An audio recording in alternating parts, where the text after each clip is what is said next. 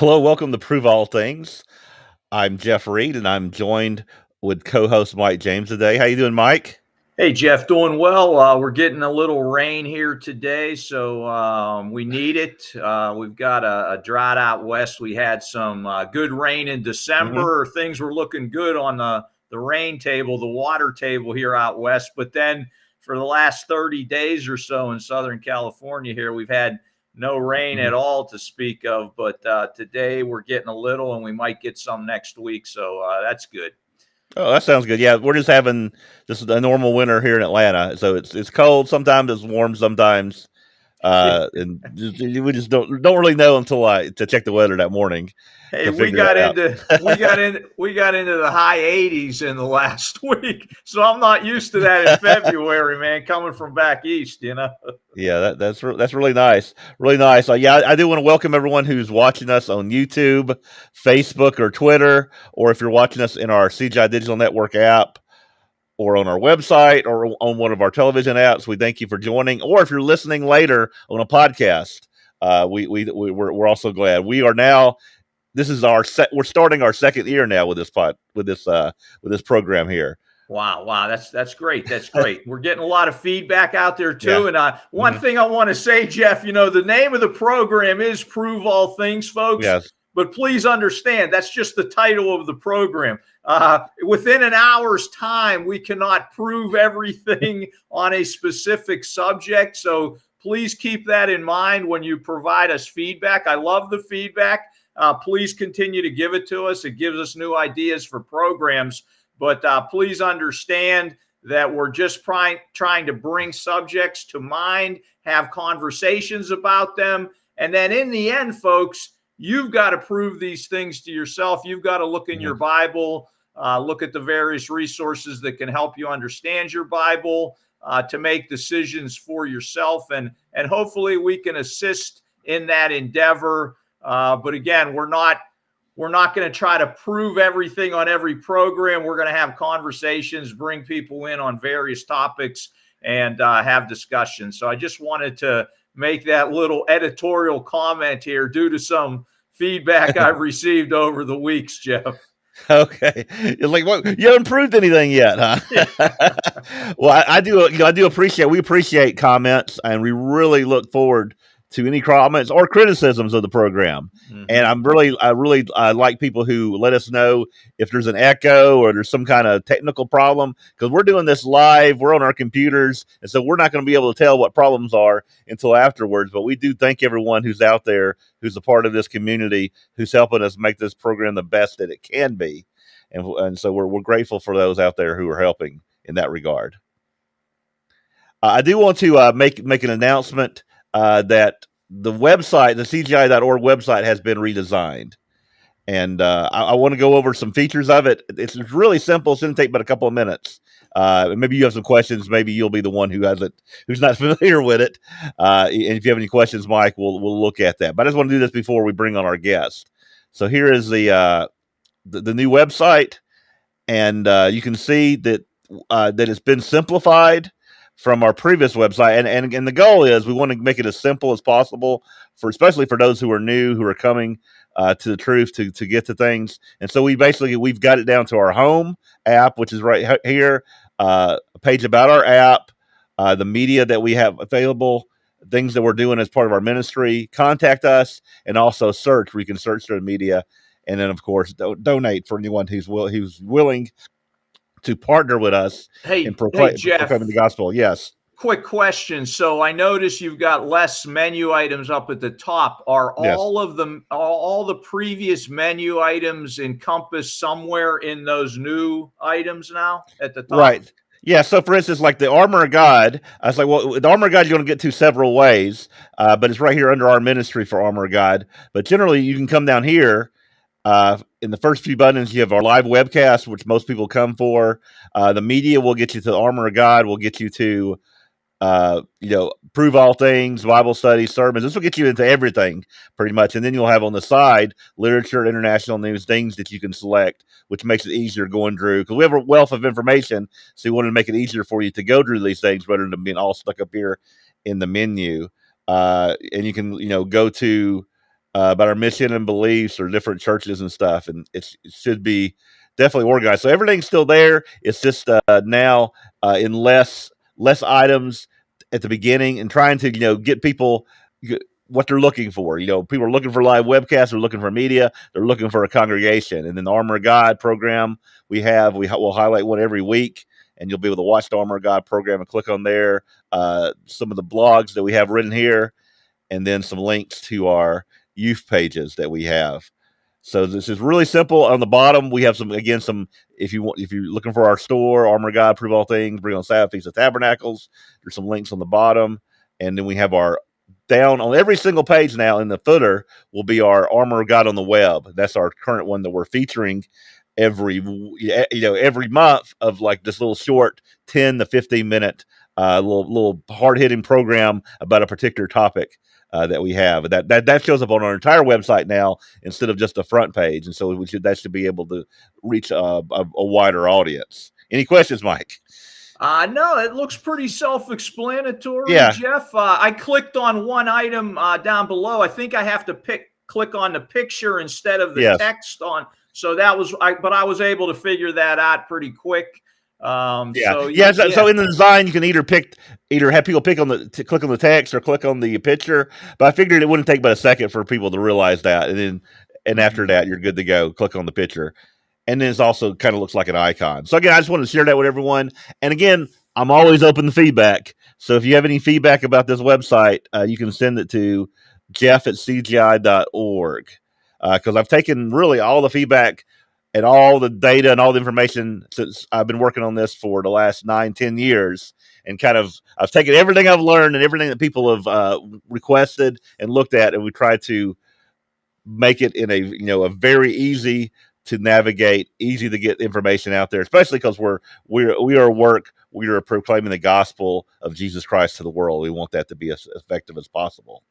Yeah. Hey, Jeff, Liz is mentioning she's thankful for the free booklets we send out, but isn't all our literature available online too, where people can download the literature? And how could they get to that? I don't see literature at the top of the screen there.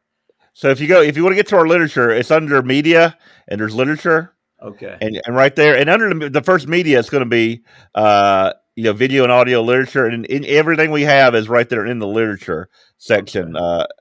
Most things, there's some things we don't have that are this, but a majority of the booklets and articles we have are under literature, under different sections and stuff. And so the thing is, the website makes it so that you'll get to this in a couple of clicks. If you want to search something, you're going to get in there and you can find literature, or if you want to go to media, video, audio will take you right in there also, and also the literature is there as well, and in this thing right here, and you can get to that from the front page.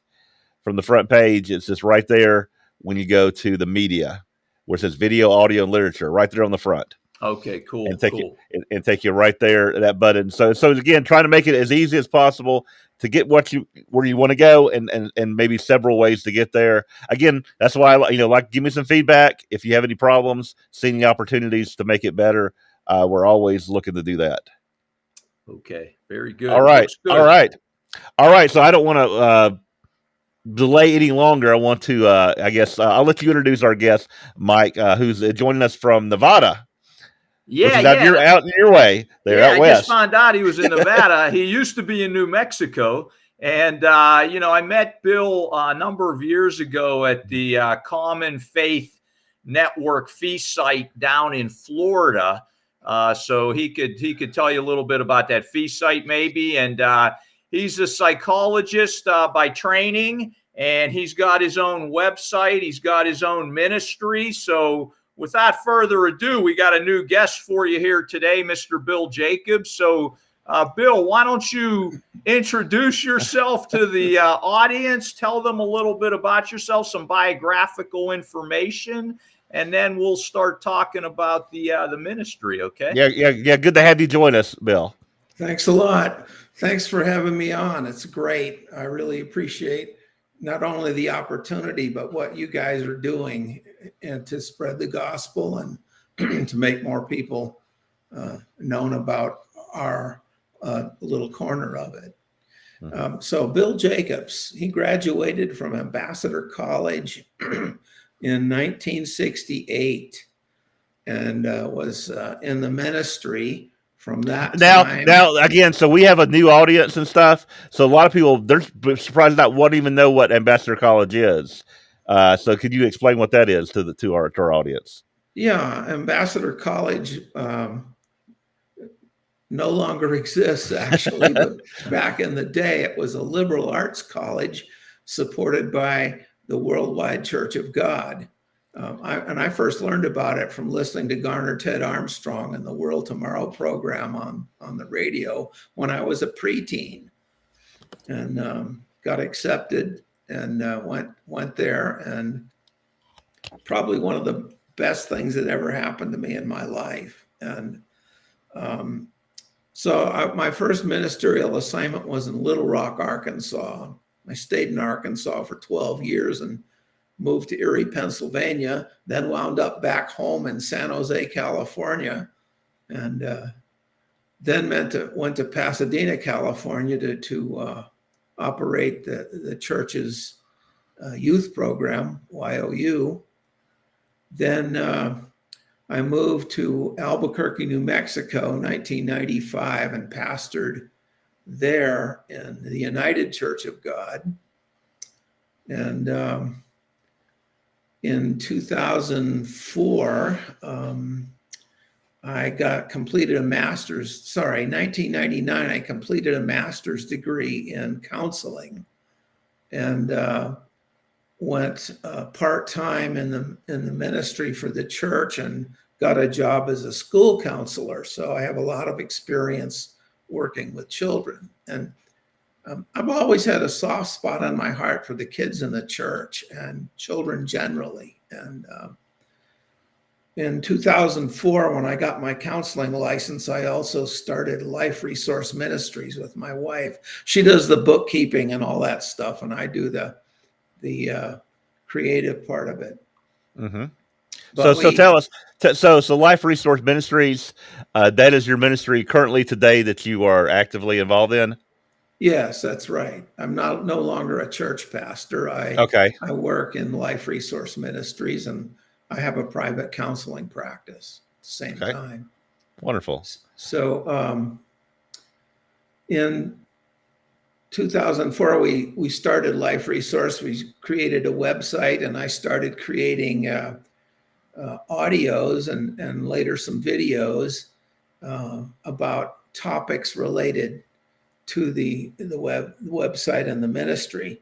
Now, this ministry was started with the idea of helping children develop a relationship with Jesus Christ. It's a youth advocacy ministry first.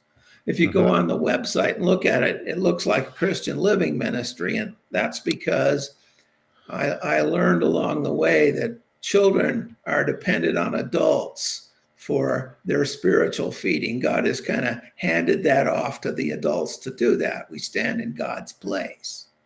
Very important for Christians to know that. Yeah, definitely. Jesus made one of the most shocking statements in the Gospels when he said, if you offend one of these little ones, it'd be good if you just hung a millstone around your neck and jumped in the ocean. I mean, that sounds pretty harsh, doesn't it? So he was deadly serious about the children in his, group, and that he cares about them, and he knows that they're the future of the body of Christ. And it's not just the parents that are responsible. Every adult can have an impact on every child in the congregation, and should. I mean, just think about it. You go to church and you meet people there. You're a child, they're an adult, and they don't know your name, walk by you without making eye contact for years. How does that make you feel? Right. I think especially young children, or children in general, they haven't lived long enough.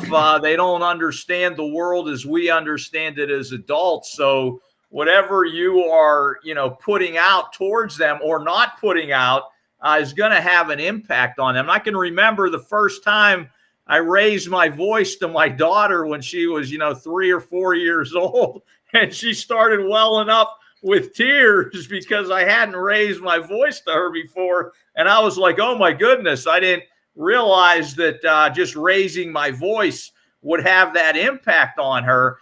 So yeah, I learned a big lesson right there and then early on in our relationship. So I heard a quote once. I forget who said it, but the thought was, don't think that God gave us children to help them become mature. He gave us children to mature us. No, that's a great statement, Bill. I love that. I never heard that before, but that rings true for me, man. Well, think about your congregation, all these kids running around. They're not your kids, most of them, but what can you learn from interacting with them about being a good Christian? It's all about that. It's all about the relationship. Definitely. We can learn a lot, especially when it comes to patience and building our own character when we're dealing with kids. No doubt about it. Yeah. I guess I wanted to just comment that I guess the children are important because I know from statistically a lot of churches, when they grow and they mature, and I guess our churches have been around for, I guess from the worldwide, I guess you want to say that's a start of these modern churches of God that are Sabbath keepers, 70, 80, 90 years, but it's the children who are the ones who grow the church.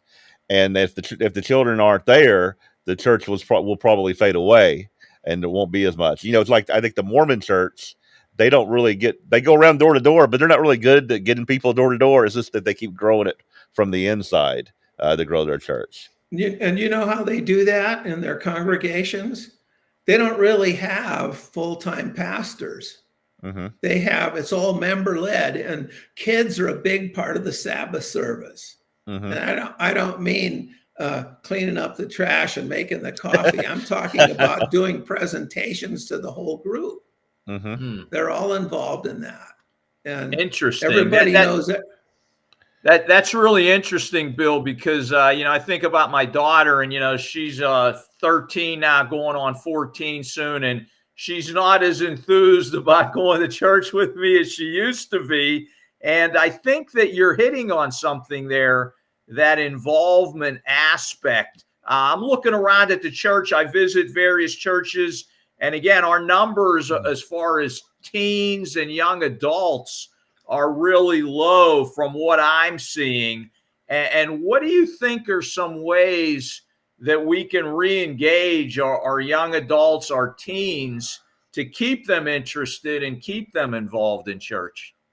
Well, I'll give you an example of how that works. And it's not create another youth program, okay? It's when I moved to a large church to pastor it about 1987, I think. And after church, there was a fellowship hall we were all in. And on the way home, I told my wife, all of these teenagers in this church don't feel like they belong here. She said, how do you know that? After one time. I said, well, I noticed in the fellowship hall, they all stood around the outer edges in little groups. They didn't even talk to each other. And the only people I saw talking to them were their parents. And so they felt like outsiders. So I had just recently read a book. It's a book by a psychologist called How to Really Love Your Child by Ross Campbell.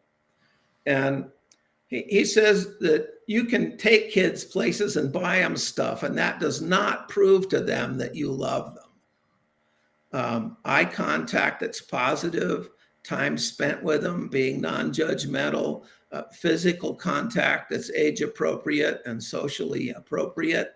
Those things are what create relationships with adults, but kids especially, because they don't, like when you're older, you buy your wife a big diamond wedding ring, and that means to her that you love her. But when you're 4, it doesn't mean that at all.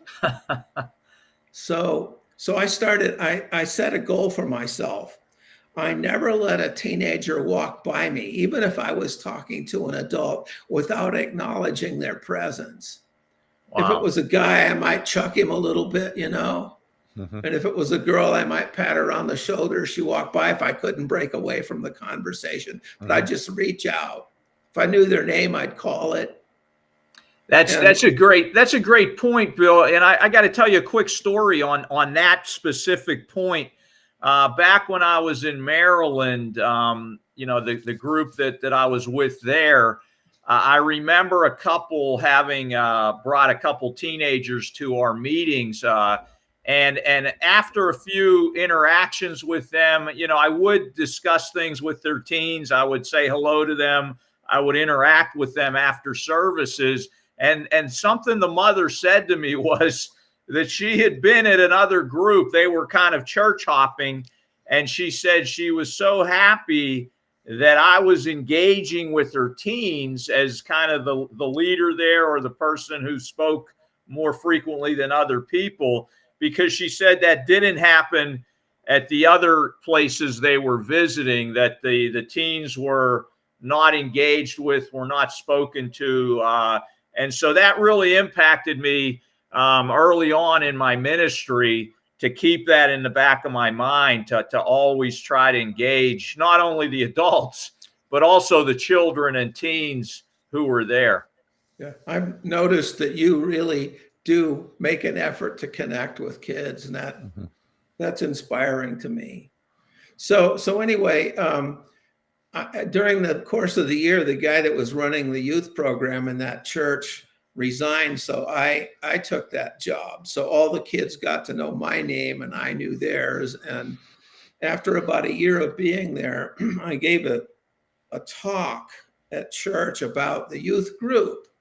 And after church, all 40 teenagers in that congregation were gathered around me, wanting a hug or to be hugged, to hug me or be hugged. And people started seeing the kids in the congregation before they were invisible. That very day after church, a widow lady walked up to me that I'd known for years. And she said, "Bill, I think it's so wonderful the way you love all these children and they love you. And can I have a hug too?" Yeah, exactly. Yeah. So, I mean, I've had adults come up to me and say, "I know that you love my son and my daughter, and I'm trying to do better." And I had a teenage girl who happened to be one of the best cross-country runners in Northern California, sitting across a table from my wife and I during a church social. And this girl is very astute, very sharp. And another younger kid came up and wanted something from me. And after that child left, she looked at me and said, "How do you do it?" And I said, "Do what?" And she said, "Well, you treat us all the same, but you make us all feel special." Well, how do you do it, Bill? How do you do it? What is it? Yeah. Those four things. Okay. Positive eye contact. In Western culture, the only time a kid gets eye contact is when they're doing something wrong. And, the glare, physical touch in an appropriate way, and time spent with them doing positive things, and as much as possible being non-judgmental with them. I mean, you can ream your kid out for listening to bad music, Right. or you can ask them to explain it to you. And now that you're interested in their music, you have the right to tell them why you're interested in yours. Right. That's a great point. My daughter and her cousin recently were doing a TikTok video together where they were doing these dance moves, and they wanted me to participate. And at first I was like, I can't dance. I don't want. But then it came to me, Bill, that they were trying to engage with me and get me involved. So I embarrassed myself by trying to do a dance move. And I think that's what they wanted, because they laughed about it and they smiled about it. And they wanted that connection, that engagement, Oh, I'm gonna have to find that video, Mike. Yeah.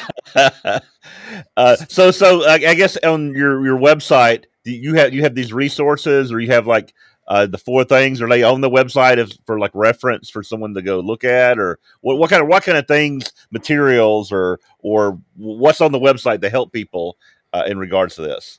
Okay, well, let me preface that by Okay. saying that I used to help kids one at a time Mm-hmm. in counseling and as a minister in my congregations, but now I have realized that if I'm going to help all the kids, what I really need to do is help all the adults. I And, like a that. healthy congregation is what they need. They don't need a lot of infighting and bad examples and uh, discord. They need a safe place to develop spiritually. If their parents tell them the reason we go to church is to be around God's people, and they go there and everybody is looking 3 feet over their head and nobody calls their name or lets them do anything productive, they don't feel a part of that. Wow. So when they get older, they're going to go looking for that because they didn't find it in their church. Wow. That's profound, man. Profound. Mm-hmm. So here's the other thing that hit me right between the eyes. Right when we were starting this, Mm-hmm. a couple other guys that I know, Jim O'Brien and Guy Swenson and I, went to an evangelism training up in Chicago. And we got connected with this study that this guy did. He was a German church kid. His father was a minister in the Lutheran church, and he was a mathematician. And he did a worldwide study among all kinds of Christian churches, 4 million surveys taken, the biggest Wow. survey that's ever Wow. been done that I've ever heard of. I've never heard of a survey that big. Yeah. That is a big survey. 4 million people turned in a survey from Mm-hmm. congregations everywhere. When we went Mm-hmm. to that training, we met ministers from Malaysia. Wow. And what he discovered from this survey is it's not what doctrines you believe. It's Mm-hmm. not whether your church is big and expensive. It's whether your congregation is spiritually healthy that Mm-hmm. draws people to it. Are the people there poor in spirit? Are they meek and humble? Are they united in thought? Are they kind Mm-hmm. to each other? Are they inclusive of everybody? Mhm. That's the greatest evangelism tool that God has ever created, is a Mhm. healthy congregation. Yeah, I think you're talking about love, man. Well, that's Yeah. exactly it. Yes. Mhm. Godly love and all the different ways it's expressed. Those 4 things are just a way to express godly love to children. Mhm. Mhm. That's what it's all Interesting. about. So now that we've said that, oh, well, I'm loving. I mean, but how do we go about doing that? How do we Mhm. express that in ways that make a difference for others? Mhm. Gotcha. That's what Gotcha. it's about. Right. And don't you think that there are different ways that you can express love, and you got to get to know a person pretty well to understand maybe they like this more than that. Yeah, the 5 love languages, right? Yeah, Mhm. yeah, exactly, Yes. exactly. But that comes later. Everybody responds to Mhm. those 4 things. Okay, Yeah. gotcha. So that's the initial thing to do, and then as you develop that relationship, develop that trust, you can expand upon that, I guess. How many books do you have to sell to be on the New York Times bestseller list? Millions, I think. 100,000, Okay. Yeah. something like that. I don't know. Yeah. Ross Campbell has sold 12 million copies of his book, How to Really Love Your Child. That's telling you something. Yeah. Mhm. Yeah. And you'll notice, I mean, you asked me about my psychological underpinnings and what Mhm. it means. I got that information not out of the Bible. It's there, but it's Mhm. not in the same terms. It wasn't as condensed as in his book. Mhm. Mhm. So that's where the kickstart came Mhm. from. To that experience I had with those teenagers in that congregation is what propelled me to found Life Resource Ministries. That Okay. that and one other thing, Mhm. to become a counselor. I always wanted to do that because I noticed as a minister, none of the advice I ever gave people really helped them that much. I wasn't that good at counseling, so I wanted to Yeah. get a degree to learn how to do it right. Mhm. And I was very, very careful about that. I was afraid I was going to get programmed, Mhm. to something that wasn't healthy. But when Right. I went to school, I learned that you should stick with the enduring theories because they work. And Mhm. my thought was, well, if they work, then they have to be lined up with something that God has created to make it work right. And Yeah, Yeah. yeah. Yeah. I think I've read a number of books on psychology. I had a criminology degree, so I took psych in college. yeah, And what I've seen, Bill, you tell me what you think. A lot of the psychology that I read about, I can find that in the Bible in different forms and formats. It's said in different ways, but just the basic idea of confessing to one another or having someone that you can vent to and talk to. Thinking about what James says about confessing our sins one to another, and just letting that out, releasing that catharsis of release of information to someone you can trust, does wonders for people. And that's a big thing when you look at people who go to psychiatrists. Why are they going there? Why do so many people need that? I think that there's a real reason why, because it works for the brain and your mind. What do you think, Bill? well, here's an example: quick to speak, slow to hear, slow to wrath. Mhm. That's what Paul told Timothy, right? Mm-hmm. Right. So there were these two psychologists, two women, that founded an organization called Public Conversations, and they went all around the world. They went to South Africa and got people talking about apartheid. And they went to Ireland and had the Catholics talking to the Protestants. They went to the United States and had discussions about race and abortion, and they would have panels of people, and they taught them basic communication skills. It's a psychological learned thing. And nobody ever changed their mind, but they had respect for the other side now because they understood them better. And so Gotcha. you don't Yeah, communicate unless you listen. exactly. I what's his Mr. Covey, who wrote the 7 Habits of Highly Successful People. One of his Mhm. 7 habits was seek first to understand, then Mhm. to be understood. Understood. And his whole point there was you got to listen first, Mhm. because that creates a space then for you to then be heard. But without that listening, without you taking that first step to come to the other person and give of yourself to open up and listen, why would someone then want to listen to you? What do Mhm. you think about that? Well, I think that Stephen Covey was a Mormon who wrote a book with the goal of teaching people spiritual principles without ever once quoting the Bible. Yeah, Everything in the book is out of the Bible. Mhm. yeah, exactly, And exactly. I've read. he sold multiple millions of that book too. Mhm. Yeah, The Bible, that's in the last I heard, it was over 25 million. So even yeah, more. yeah. Yeah. Mhm. So it's in there. It works. Mhm. And psychology has discovered that. I read something really interesting in Psychology Today just a few weeks ago. Paul said, heap coals of fire upon your enemies. Um, you know, they had an article in Psychology Today about this woman. The example was she couldn't let go of her anger towards someone, even though she had uh, tried to forgive them. She did forgive them. But until she started doing nice things for them and being helpful, she wasn't able to completely let go of it. Hmm.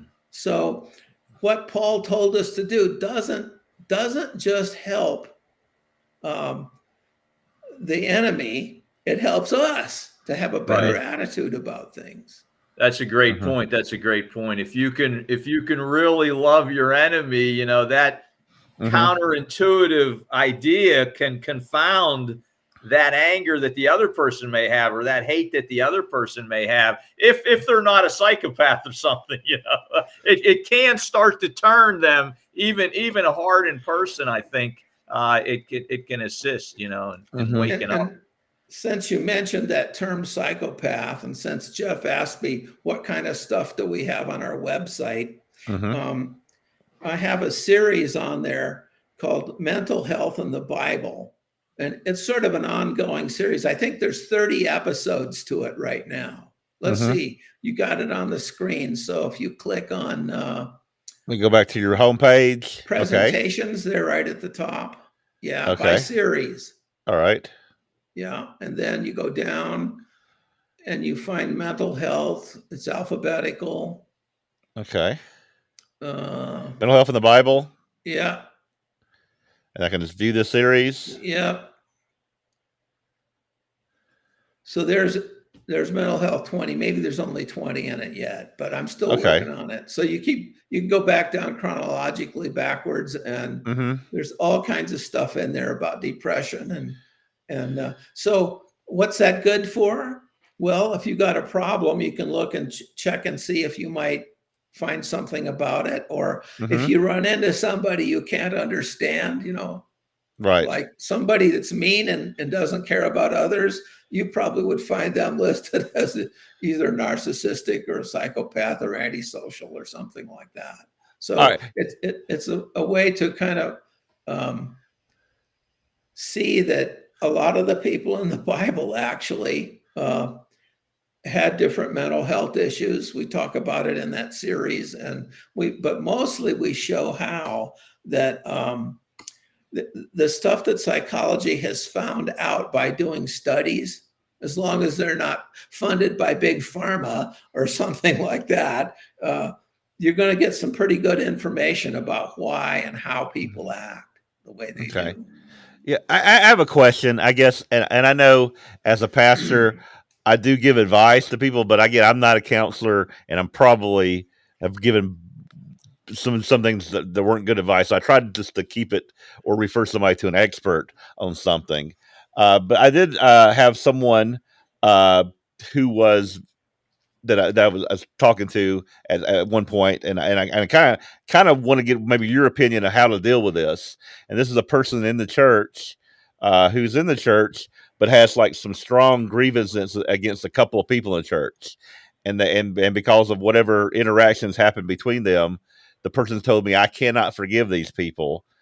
Like how do you talk to someone who's having trouble forgiving someone?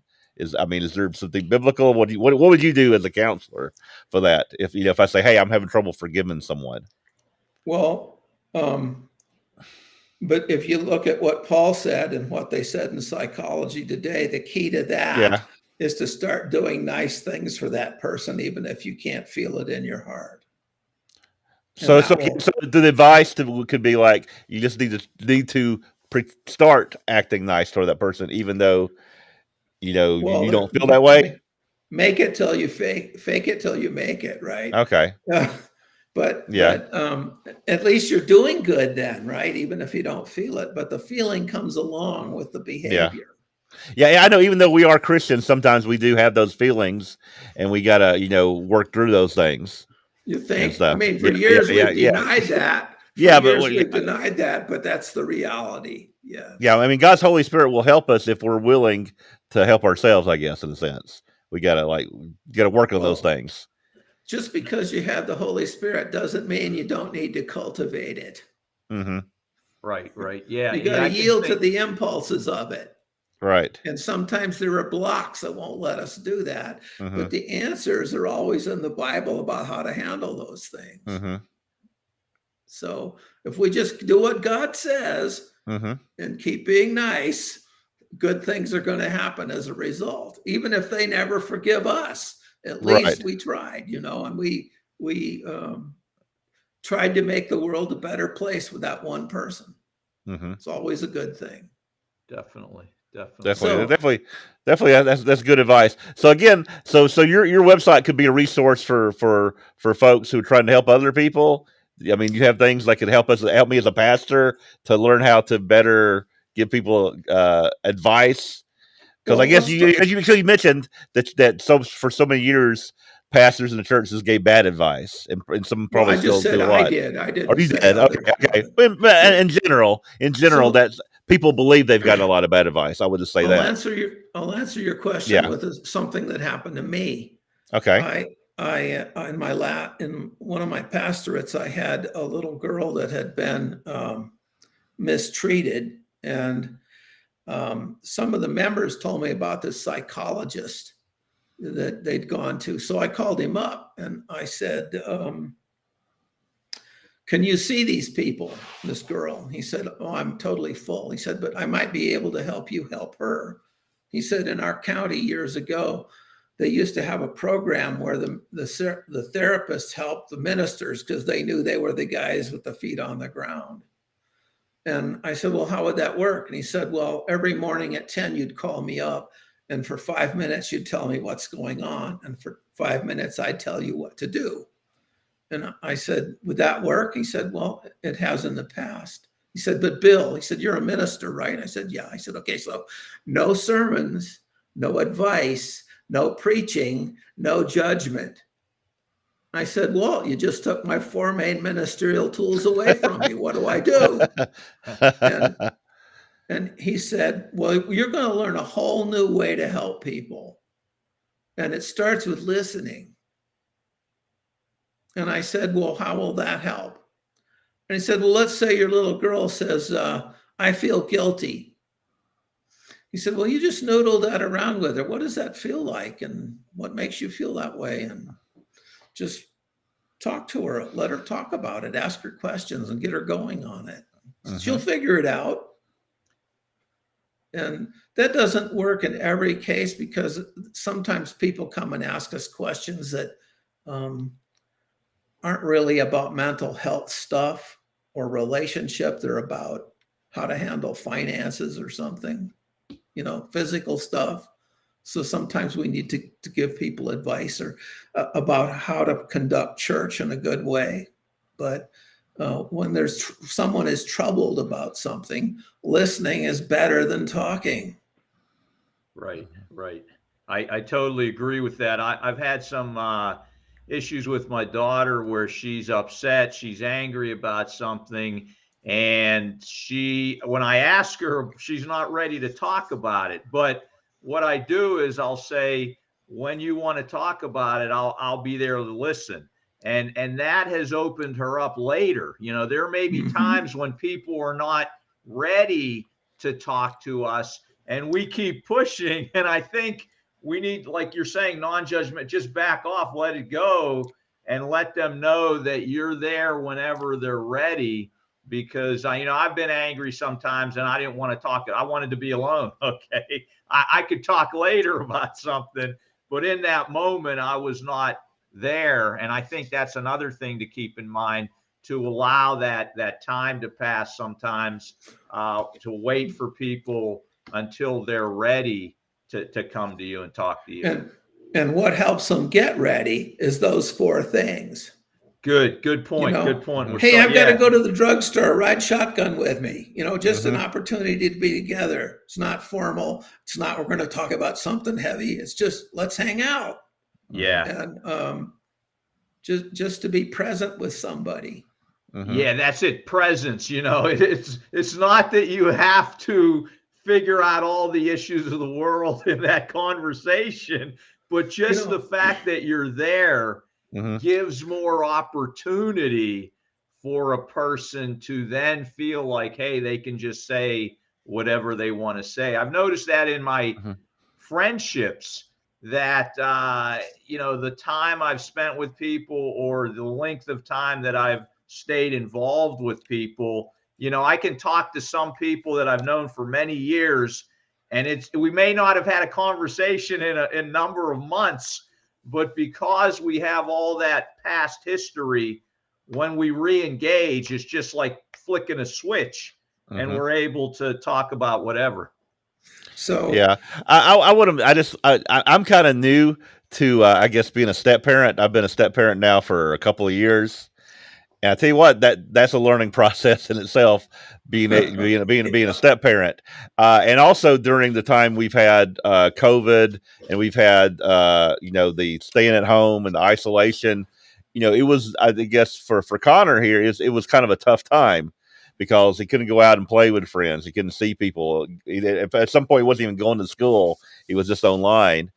And I guess what I've learned, it's kind of like you're saying, is spending time is like it's worth more than gifts or anything.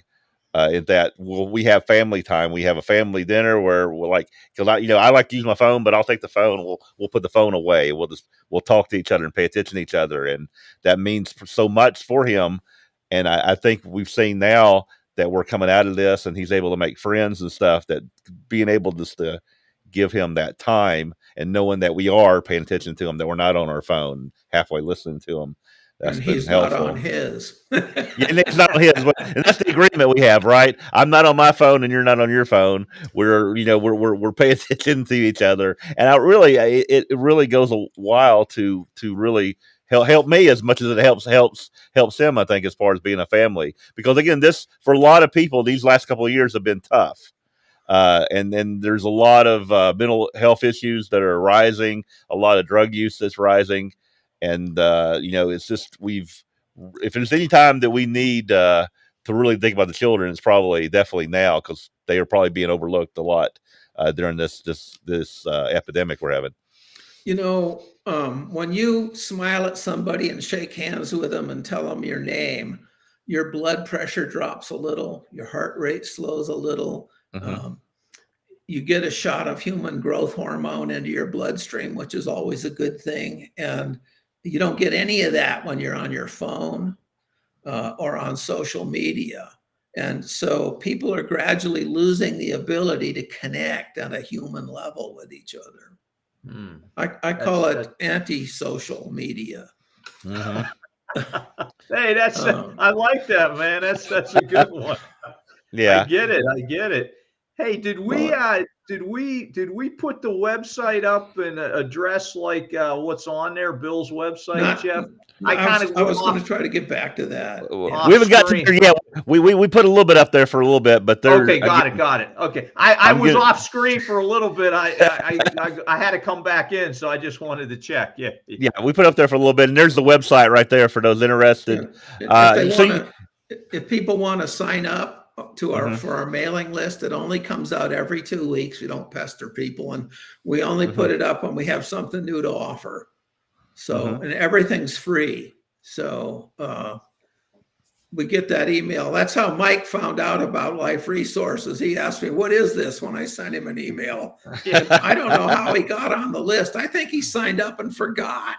I probably did way back when I first met you. Got on your list somehow. I do remember getting emails for a while, and then I kind of was off, and then I was re-engaged somehow. So yeah, it was interesting.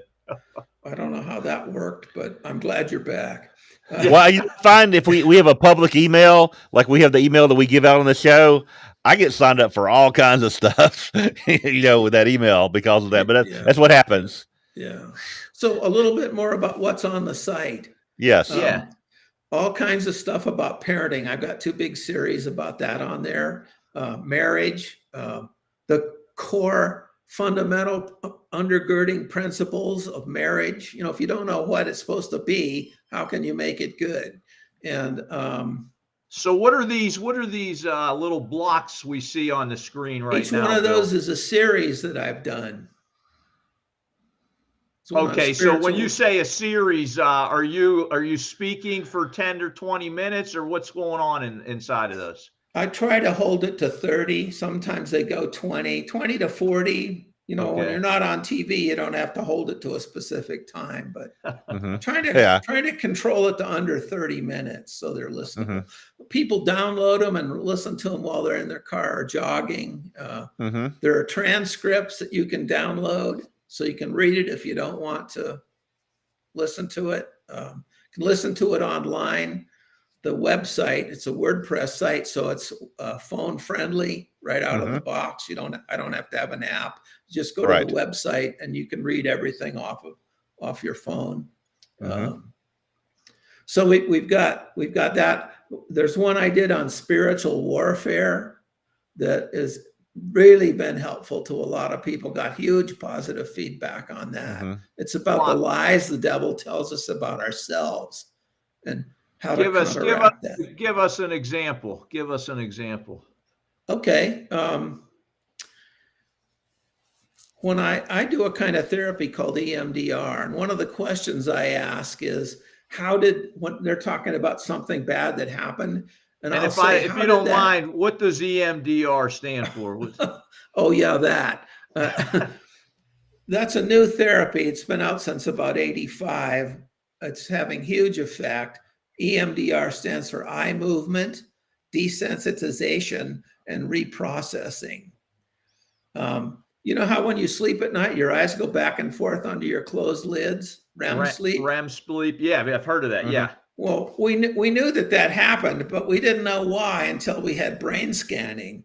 And now we see stuff moving out of the right side of the brain during the night to the left side when the eyes are going back and forth. And they think that what that is upsetting stuff that happened during the day gets stuck in your right side amygdala. Now, on the right side, there's no language, there's no logic, so there's no way to fix it. It has to be on the left side too.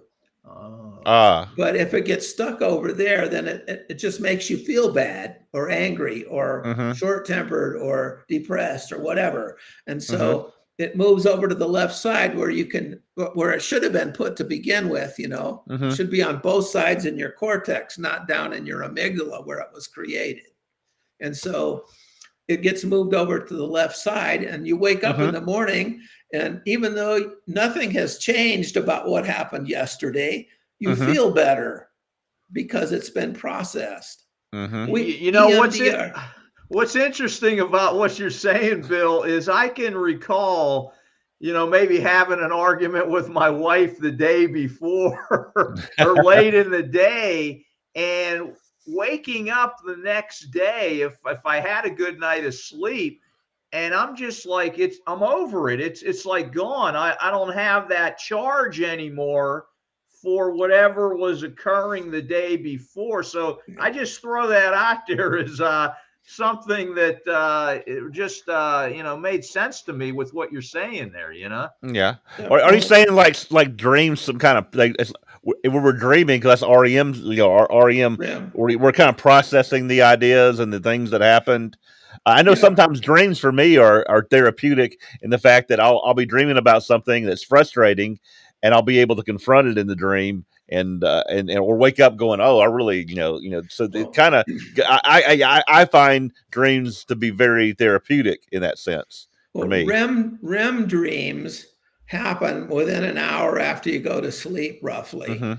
The kind of dreams that you usually remember that have a story to them or some things that happen, that usually happens later in the morning. And those are two totally different things. Okay. If you wake up during your REM cycle, you may catch a fleeting glimpse of some nonsensical stuff because it's imagery that's stored there and emotions.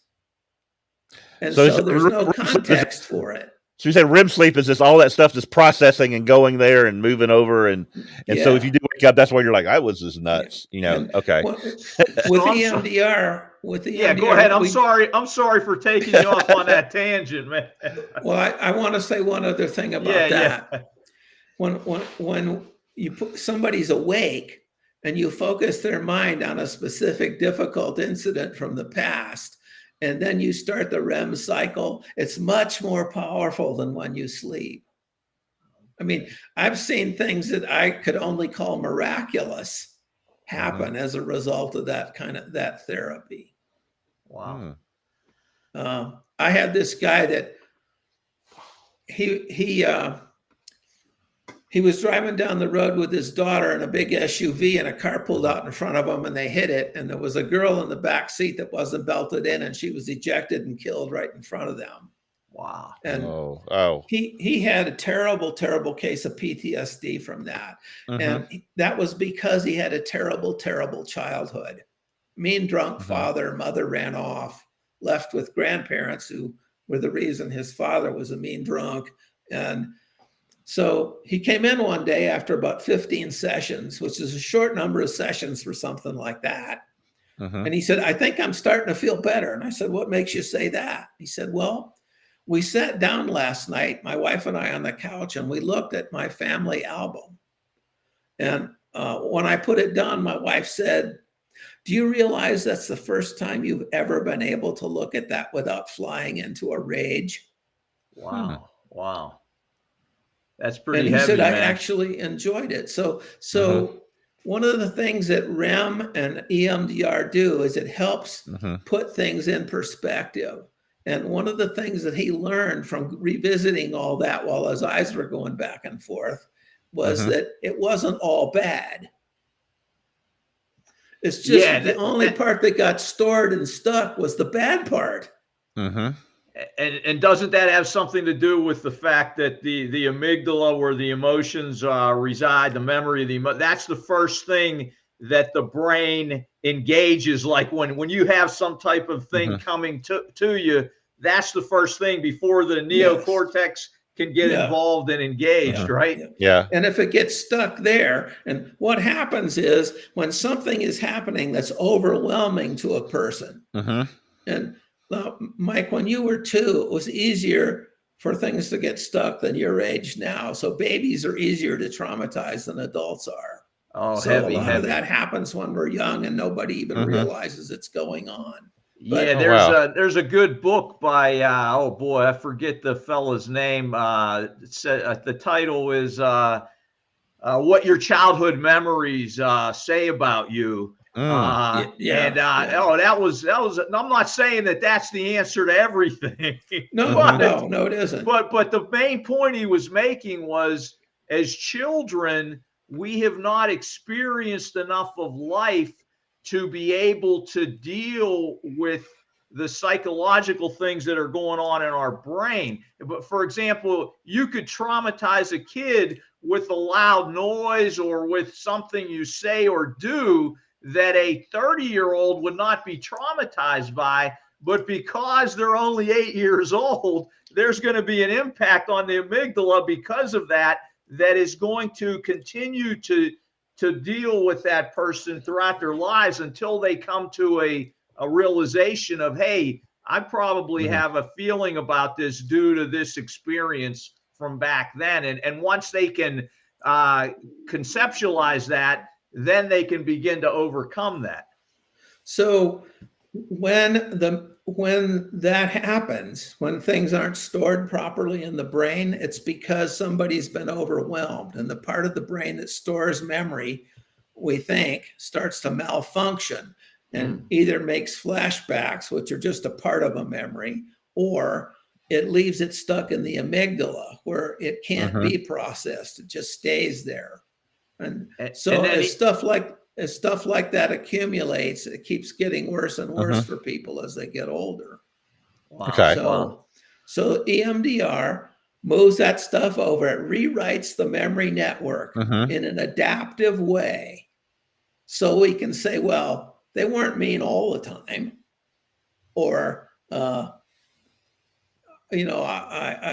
just doesn't bother me anymore. I hear people tell me that. And then they act differently. Right. People say to them, they might not know they're better, but people will say, you're a lot more chill than you used to be, or you're more fun to be around, or why are you smiling so much now, or stuff like that. Interesting. So we've got some stuff on how that works on the website. We've got stuff on true spirituality, what that looks like expressed. We've got stuff on marriage, family, all sorts of mental health stuff. I've got stuff on baptism. Probably one of the most popular things I ever did was on the Beatitudes. Did you know that the Beatitudes are actually a progression? It starts with being poor in spirit, and the last thing is to be a peacemaker. And it's kind of like you have to go through each one of those steps to get to the next one. Oh, cool. You know, Yeah. I did hear a sermon on that once that I'm not remembering, but it's getting into what you're starting to say, you know, but I forgot it. Yeah. And then I did another one right after that on how to apply those things so that they become a part of your character. Cool. That's another thing that we do on our website. We don't preach, we teach. We don't just talk about a problem and leave you hanging with it. We offer solutions or ways to overcome problems. And that's where the psychology comes in as much as the Bible. They know a lot more about that. I have to confess, dealing with church people, a lot of the problems I have working with them is they're expecting God to solve their problem or me to solve their problem instead of them doing their part and then letting God get engaged. Right.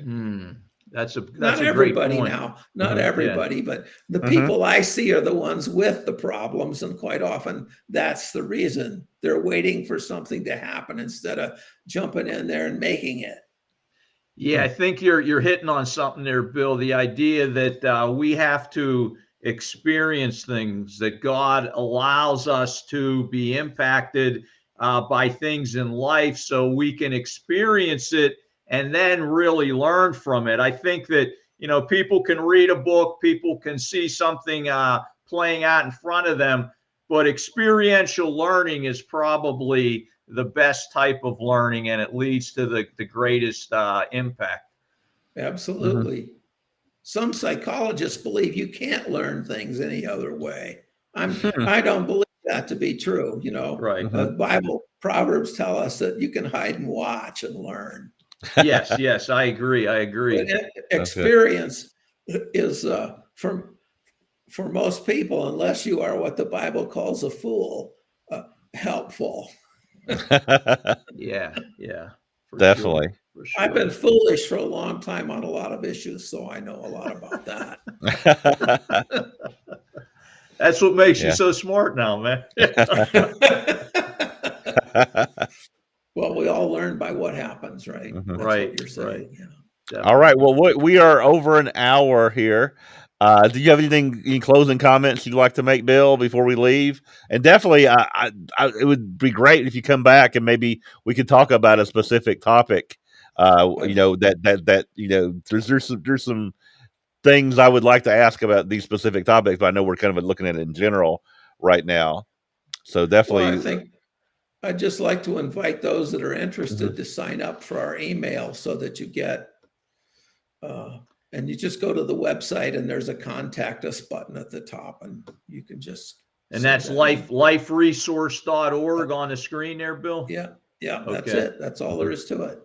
All right, very good. So thanks a lot for the opportunity to be with you. You guys asked some great questions. It was really fun. Good, good. Hey, we're going to bring you back, Bill. I'm going to send you a note here very shortly looking at a May-June timeframe. So just so folks out there will know, and we'll try to make you aware of our schedule going forward and when Bill will be back. Great.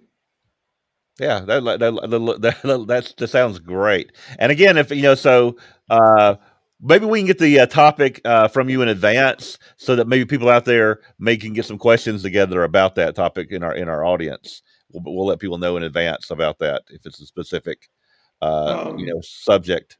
But you think about it, you let us know. How about fighting the Christian warfare thing that I mentioned? Oh, yes. Satan teaches us things about ourselves that drive us down. And I think that would be a good topic, Bill, because I've met a few people in the church who kind of can't get past their past. They keep bringing that into their present and let it affect what they're trying to do moving forward. And I think that gets into some of that, you know? Yeah. Okay. Well, that sounds a good topic. Okay. We'll do that then. All right. Well, again, thank you again, Bill, for joining us. Thank you everyone out there who's been watching today. We're so happy for your comments that you're making, and definitely send any comments or questions to either myself or Mike and definitely go sign up at Life Resource Ministries if you're interested for that newsletter that comes out. All right, so we'll say goodbye to everyone, and we'll see you again next week. Goodbye.